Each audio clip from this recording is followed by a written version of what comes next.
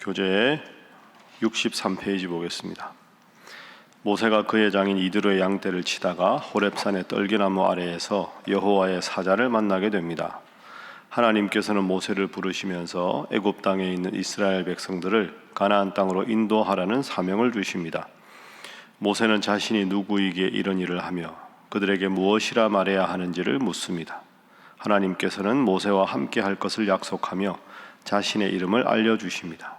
그리고 장로들에게 가서 해야 할 말을 알려주며 어떤 방법으로 이스라엘 백성들을 구원하실지 계획을 알려주십니다.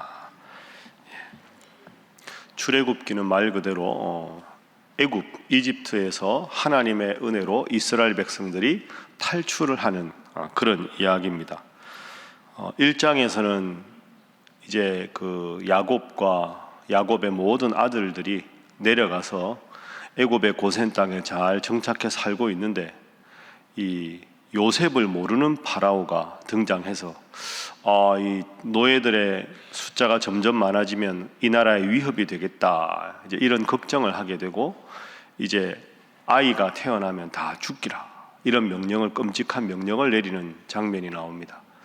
2장에 넘어가면 출애굽의 영웅으로 하나님께서 선택하신 모세의 출생 이야기가 어제 읽은 2장, 그리고 오늘 3장은 드디어 하나님께서 모세를 출애굽의 지도자로 부르시는 그런 장면입니다.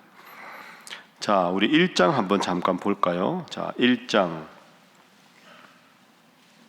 8절에 보면 요셉을 알지 못하는 새 왕이 일어났다. 그러니까 요셉이 얼마나 위대한지, 왜 애굽 땅에 살게 되었는지를 모르는 왕. 그러니까 여러분, 애굽 왕 바로 이렇게 이야기하는데, 바로는 애굽의 왕의 직책을 말하는 말입니다. 그러니까 바로는 한 사람이 아니고 애굽의 왕을 바로라고 부르는 거죠. 그러니까 우리나라 예를 들어서 옛날에 전하 이렇게 부르면 임금하면 임금이 한 사람이 아니죠. 전대 임금이 있고 지금 임금이 있고 후대 임금이 있는데 공식적으로 임금을 전하 이렇게 부르듯이 애굽의 왕을 바로라고 부르는 겁니다. 그러니까 창세기 읽다가 요셉한테 되게 잘해줬는데 바로가 갑자기 왜 마음이 변했나가 아니라, 바로 수많은 바로들이 있는데 역사적으로 내려오면서 요셉을 알지 못하는 바로가 등장했다. 이미 시간이 많이 지났다는 거죠. 걱정을 합니다. 9절에 그가 그 백성에게, 애굽 백성에게 이르되 이 백성 이스라엘 자손이 우리보다 많고 강하도다. 이렇게 숫자가 많은데 10절에 만약에 더 많아져서 전쟁이 일어날 때 우리 대적들과 합해서 우리와 싸우면 큰일이 나겠다, 이런 생각을 하게 된 겁니다. 그래서 11절에 보면 국고성, 나라의 큰 곡식이나 이런 거를 저장하는 국고성을 짓는 일에 가혹하게 노동력을 착취하면 숫자가 줄어들지 않겠는가. 그런데 결과적으로 그렇게 되지 않았습니다. 숫자가 줄어들지 않으니까 1장 16절에 보면 우리가 잘 아는 대로 지금부터 태어나는 아들이면 죽여라. 그래서 히브리 노예들의 숫자를 제한하겠다. 더 많아지면, 폭동이 일어나면 위험하겠다. 남자아이가 태어나면 죽이라. 이런 상황에서 우리가 어제 본 대로 모세가 태어났습니다. 그리고 오늘 모세를 통해서 하나님께서 출애굽의 역사를 이루어 가십니다. 왜 하나님께서 모세를 택하셔서 출애굽을 시키셨는가? 가장 근본적인 이유는 하나님은 사랑의 하나님이시기 때문입니다. 사랑의 하나님은 아무리 잘못해도, 고통당하고 힘들어하고 하나님께 도와달라고 하면 하나님은 도와주시는 분이죠. 여러분, 우리 자녀가 우리가 부모 보기에 흐뭇하고 칭찬받을 일만 하는 게 아니지요. 때로는 참 아들인데 딸인데 내 마음을 아프게 하고 상처를 주기도 하고, 자식이 내 마음을 제일 힘들게 할 때도 있습니다.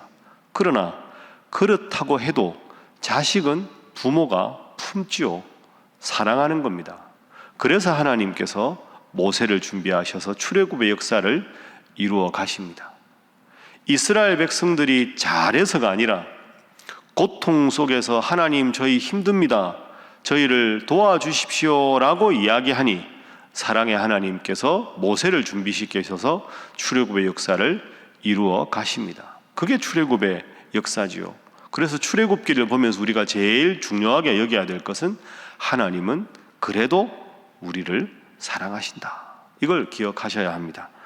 그래서 첫 번째 오늘 본문을 통한 기도 제목은 사랑의 하나님의 때를 기다리게 하소서 하는 것입니다.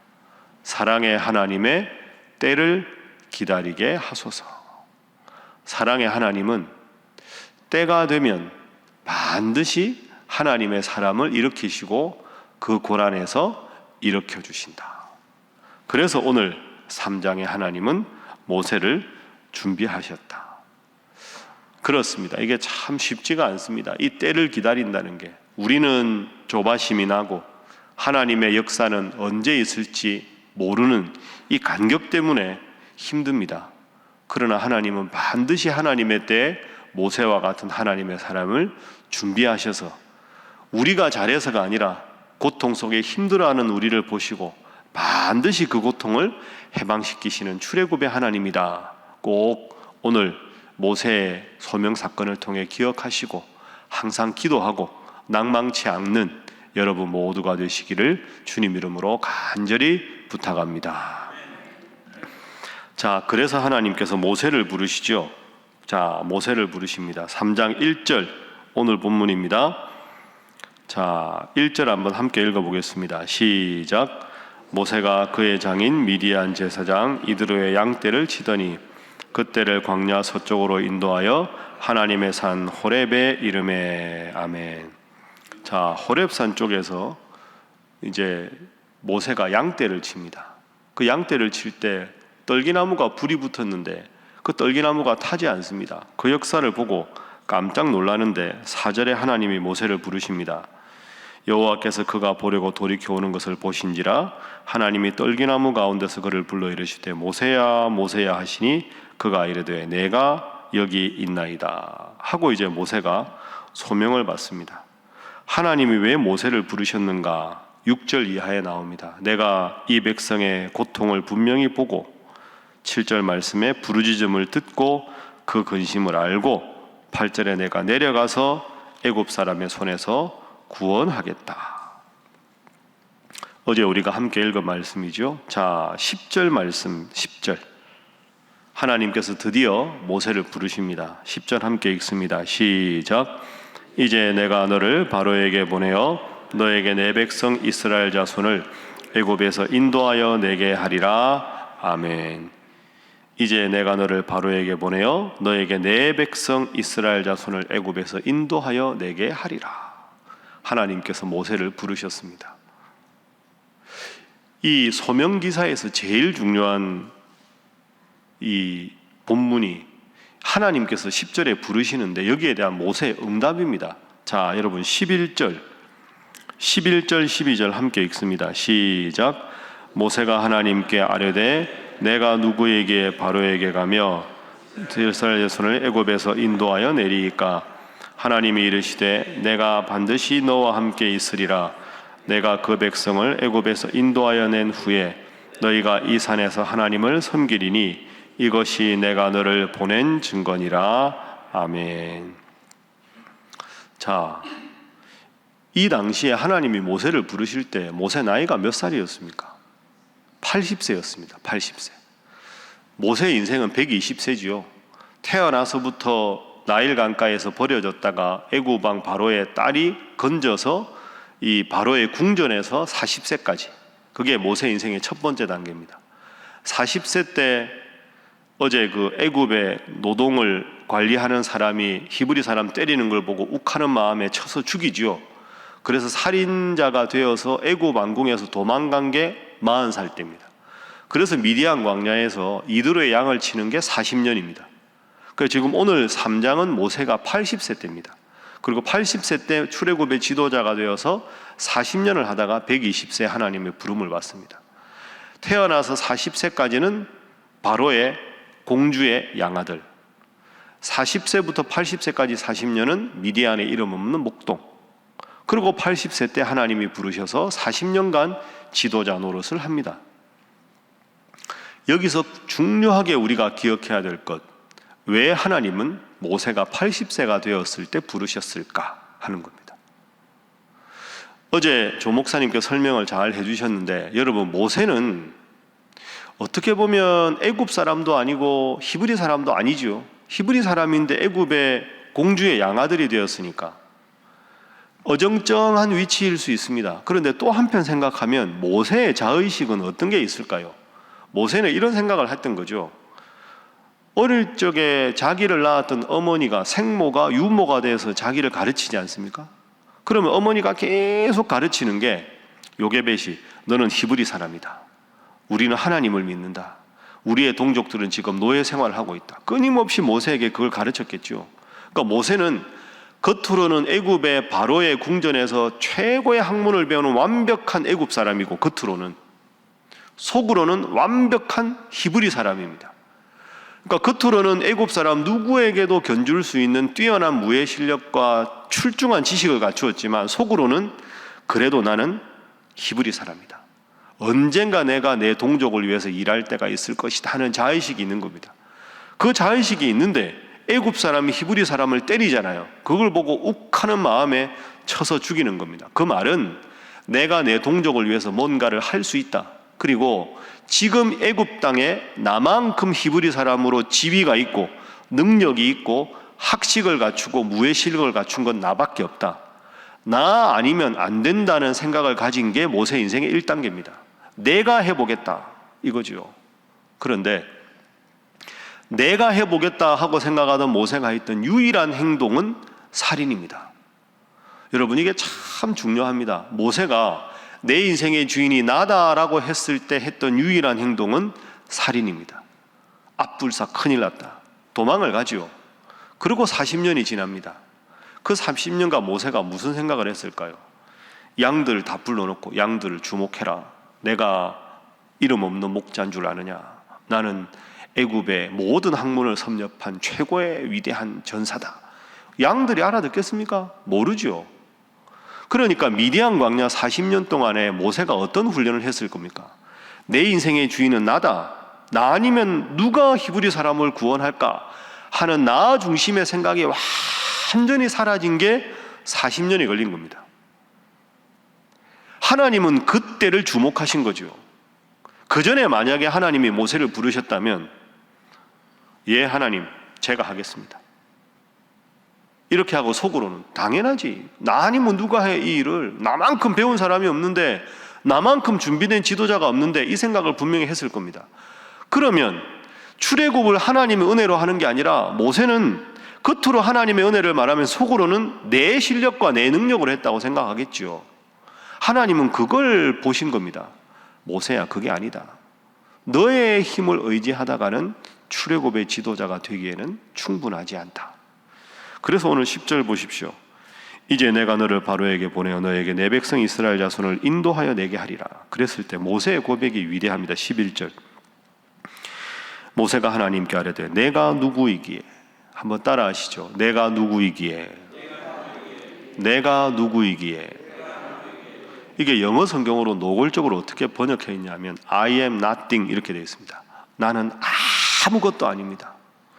내가 뭐라고 하겠습니까?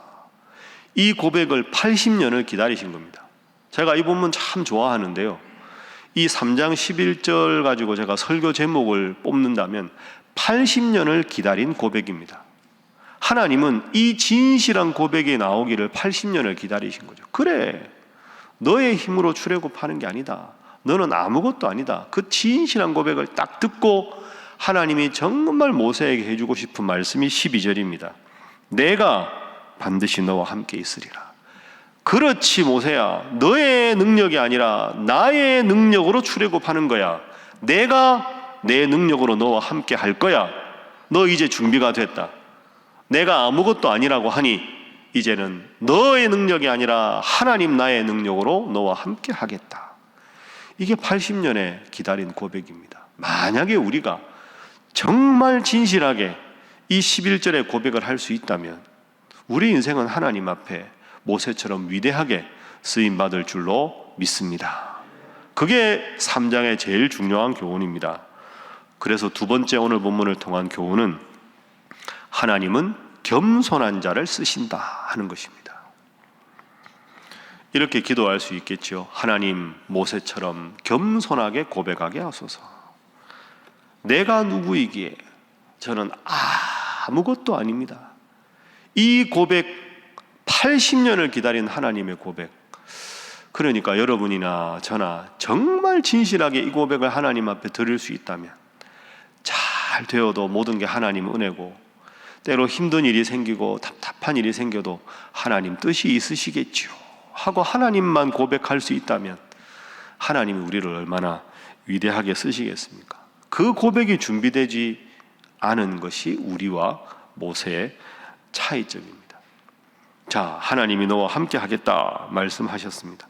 그리고 모세가 묻습니다. 13절에 하나님, 제가 그러면 오랜만에 내 동족들에게 가서 내가 지도자다 하면 누가 너를 보냈냐고 하면 뭐라고 할까요?